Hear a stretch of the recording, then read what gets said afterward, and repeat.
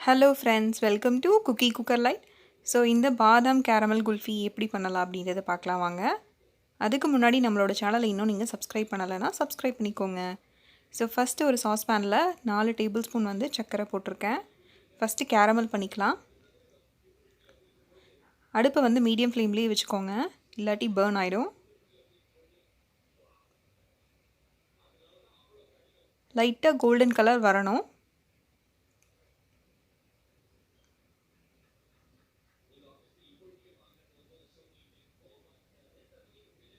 அது வரைக்கும் நல்லா மிக்ஸ் பண்ணி விட்டுக்கோங்க.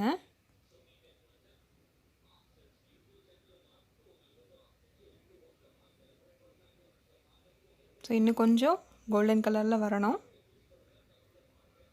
இப்போ வந்து சைமல்டேனியஸாக ஒரு பாத்திரத்தில் வந்து பாலை வந்து காய்ச்சிக்கோங்க. நான் வந்து ஒரு 200 ml வந்து பால் எடுத்திருக்கேன். அந்த காய்ச்சின பாலை இது கூட சேர்த்திக்கலாம். சேர்த்தி நல்லா மிக்ஸ் பண்ணி விட்டுக்கோங்க. இதில் வந்து நான் ஒரு 1/2 கிளாஸ் வந்து தண்ணி ஆட் பண்ணுறேன். இதில் ஒரு 2 டேபிள் ஸ்பூன் வந்து பால் பவுடர் வந்து போட்டுக்கலாம். போட்டுட்டு நல்லா கலந்து விட்டுக்கோங்க, கட்டி ஆகக்கூடாது. ஸோ இது நல்லா கொதிக்கட்டும்.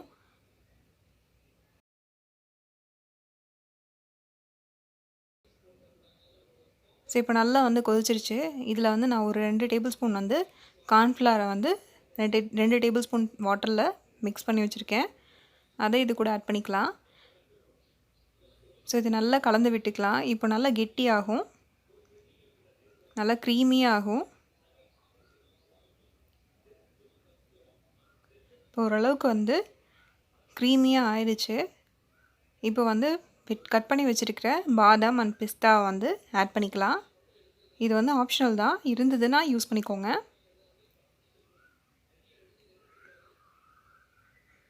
ஸோ இப்போ பார்த்தீங்கன்னா நல்லா க்ரீமியாக ஆயிடுச்சு.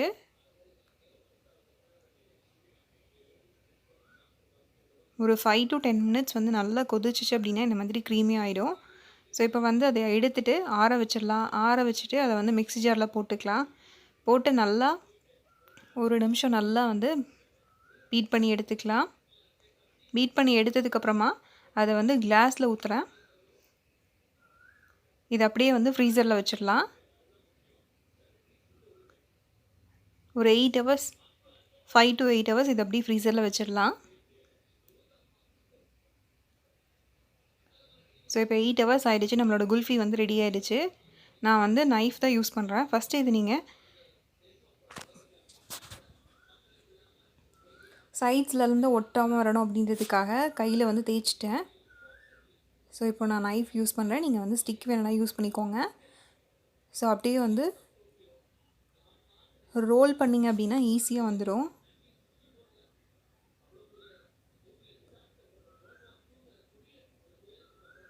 நம்மளோட குல்ஃபி வந்து ரெடி ஆகிடுச்சு.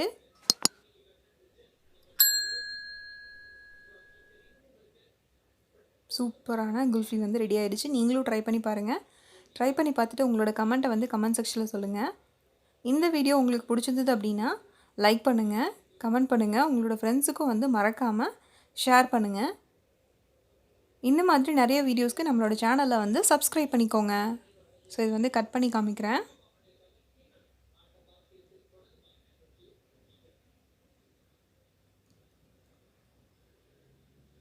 நல்ல டேஸ்டியான குல்ஃபி ரோல் வந்து ரெடி ஆகிடுச்சு.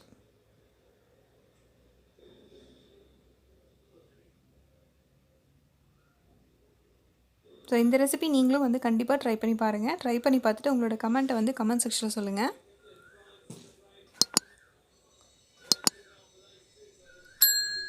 தேங்க்யூ ஃபார் வாட்சிங்.